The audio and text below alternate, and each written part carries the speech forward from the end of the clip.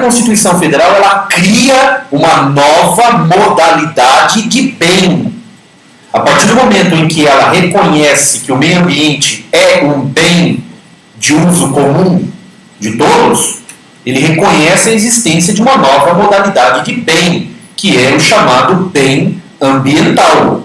Nós temos os bens públicos, os bens privados e o bem ambiental.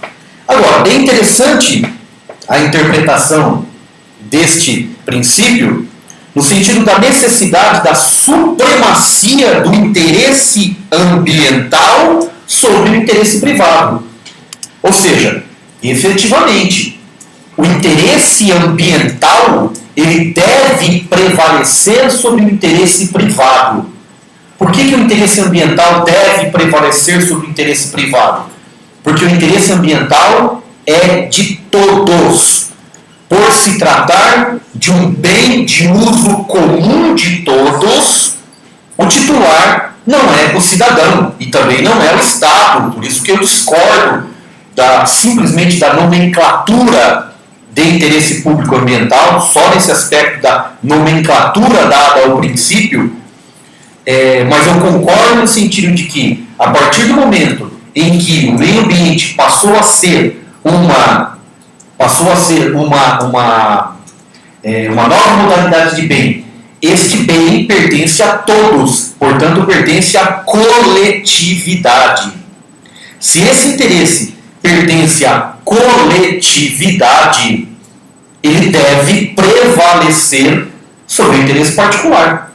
Então, diante da existência, diante do confronto entre o interesse privado e o interesse ambiental, deve prevalecer o interesse ambiental.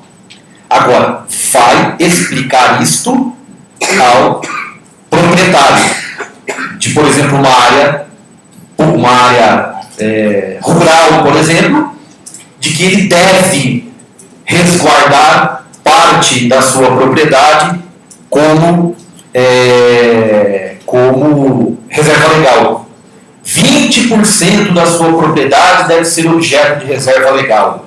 As áreas de preservação permanente não podem ser cultivadas, não podem ser mexidas.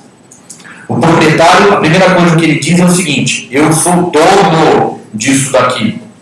Eu vivo disto. E se eu não cultivar, eu não terei como sobreviver. Se eu não cultivar, a sociedade também não colhe, todos aqueles argumentos econômicos que nós entendemos. Deve ser entendida, em primeiro lugar, a questão da preservação de áreas de proteção permanente, as áreas de preservação permanente. As áreas de preservação permanente, elas são intocáveis. Elas são, na expressão do ex-ministro Magri, imexíveis. Tá? Você não pode efetivamente mexer numa área de preservação permanente, pela própria função ambiental que ela tem. Ela é de extrema importância para o meio ambiente. Então são as matas ciliares, são o topo dos morros, são os mangues, são as dunas, são o cerrado e assim por diante. Essas áreas, pelo seu próprio interesse, elas têm efetivamente de ser preservadas. Eu fui, o ano retrasado, se eu não me engano, uns 3 anos atrás, fui para Recife, Porto de Galinhas. Alguém conhece aqui a estrada que vai de Recife para Porto de Galinhas? Quem conhece aqui? Alguém conhece? Você percebeu alguma coisa lá? Notou alguma coisa? Ambiental. Não? Simplesmente que não existe mata atlântica lá. Não existe mata atlântica, existe cana atlântica. Tá certo? Os topos dos morros são tomados por cana. São tomados por cana. Eu gravei isso e depois eu fiz uma apresentação PowerPoint, uma aula de pós-graduação, falando da cana atlântica. Tem um lugar lá, quando eu fui, que é assim, você sai de uma curva e entra assim, aí você vê um morro, tá certo? E enorme, monstruoso, como que fala? Um outdoor da Globo, certo? Como que fala? TV Nordeste. Bem no topo do morro.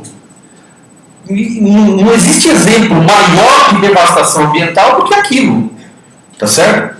Aí tem um outro trecho da gravação que é assim, uma placa falando assim: proteja os nossos mangues. Proteja os nossos mangues. Aí logo na sequência eu faço uma gravação de um trator, como que fala? Não é secando, um trator enterrando o mangue. Não é nem assoiando, ele estava enterrando mesmo, ele estava pegando terra e jogando no mangue para secar o mangue. Então, o interesse privado, ele realmente prevaleceu sobre o interesse particular, sobre o interesse ambiental.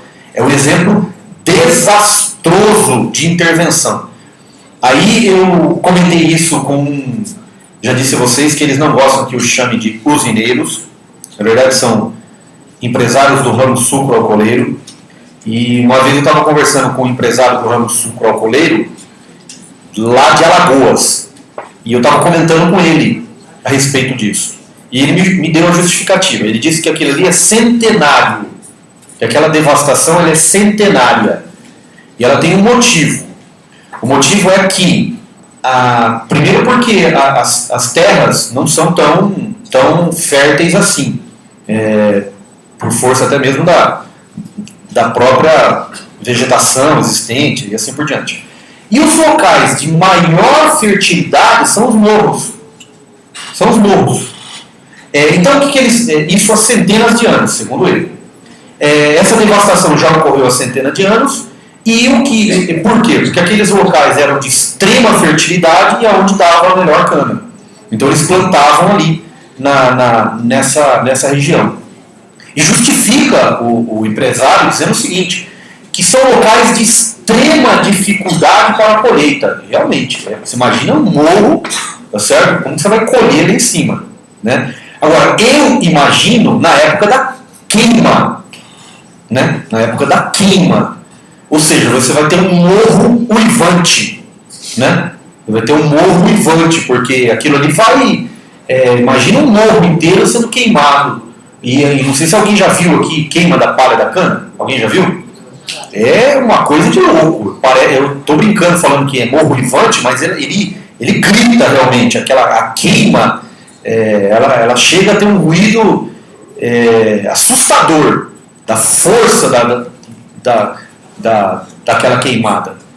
Mas, então, o que nós temos que entender, basicamente, voltando aqui ao tema, a necessidade da supremacia desse interesse ambiental em face do interesse